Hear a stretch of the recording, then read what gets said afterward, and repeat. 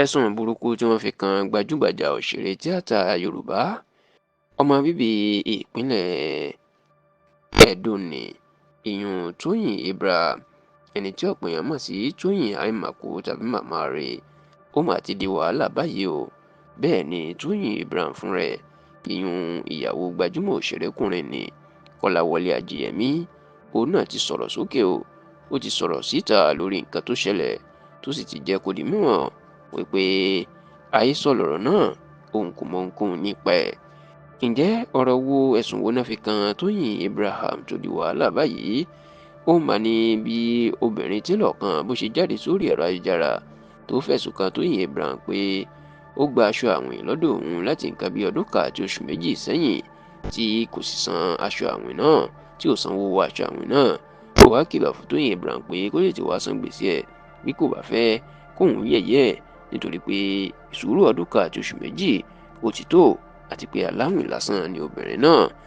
Látìgbà tí ọ̀rọ̀ ti jáde ní ẹnu tí ń ya àwọn èèyàn pé bí Tóyìn Abraham ṣe ní owó tó sì máa ń fi ilé àti àwọn mọ́tò olówó ńlá yangàn pòun lòun ní àṣepé irú ẹ̀ ó tún ránṣọ àwìn tí ò rówó san ni Tóyìn Abraham ló máa tètè lọ gba orí ẹ̀rọ ayélujára láti lọ ṣàlàyé bí ọ̀rọ̀ ṣe jẹ́.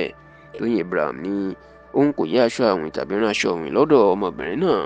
Ó ní nǹkan tó ṣẹlẹ̀ ní pé lọ́dún tó kọjá nígbà tóun ya fíìmù òun tó gbajúmọ̀ ní ìyún Màláíkà ó ní lásìkò táwọn yà lọ́wọ́ níṣe ni aṣọ táwọn máa ń yá táwọn máa fi ń ṣe fíìmù ló mà tán lójijì.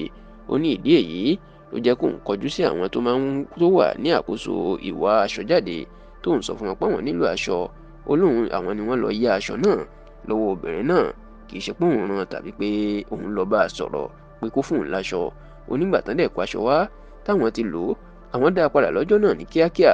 Ó lóun ò mọ nǹkan mọ́ kó tó wá di pé òun gbọ́ pé wọ́n pariwo orúkọ òun lọ́sẹ̀ tó kọjá yìí wípé òun rán aṣọ àwìn. Onílẹ̀sẹ̀kẹsẹ̀ ni lòun pe ẹni tó gba aṣọ náà torúkọ ẹ̀ ń jẹ́ Gabriel Anthony tó ń bi léèrè pé báwo lọ̀rọ̀ ṣe jẹ́. Olẹ́ni náà dẹ̀ ní kóun fọkànbalẹ̀ nítorí pé ọ̀rọ̀ kò kàn òun. Ó ní tó fa wàhálà ni pé òun tó ti yá ẹlòmíì ní aṣọ náà àwọn ẹni náà ni ò sì tíì dáṣọ padà ló jẹ́ kí télọ̀ náà rò pé bóyá Tóyìn Àìmàkù ní aṣọ náà wà lọ́wọ́ ẹ̀ ni ó fi ń pariwo kiri ni. Ṣá o pẹ̀lú bí Tóyìn Abraham bó ṣe ti yọ ara ẹ̀ kúrò nínú ọ̀rọ̀ yìí tó níṣẹ́ lọ̀rọ̀ náà má sì ń jà rìnrìn lórí ẹ̀rọ ayélujára tó sì jẹ́ pé títí dàsìkò tá a ṣàkójọpọ̀ rẹ̀ yìí làwọn èèyàn sì ń sọ nípa ẹ̀.